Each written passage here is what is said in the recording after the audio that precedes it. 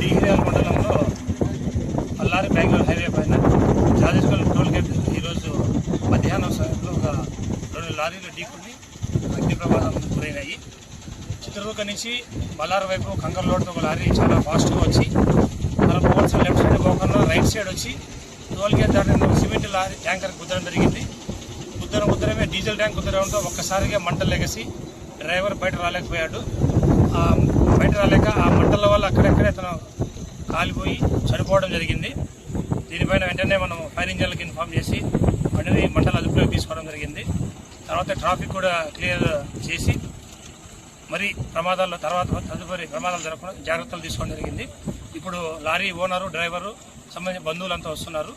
వాళ్ళు వచ్చిన ఫిర్యాదు మేరకు కేసు నమోదు చేసుకుని దర్యాప్తు ఫస్ట్ సైడ్ లో లెఫ్ట్ సైడ్ లో పోతుండే ట్యాంకర్ కి ఈడ వచ్చి కొట్టింది. ఏం జరిగింది? మంటలు ఏమైనా? ఫస్ట్ డీజిల్ ట్యాంక్ టచ్ అయ్యి బ్లాస్ట్ అయింది. నువ్వు ఉన్నావా జరిగినప్పుడు? వెనక బండిలో ఉన్నాను. ఆ డ్రైవర్ కి ఏమైంది?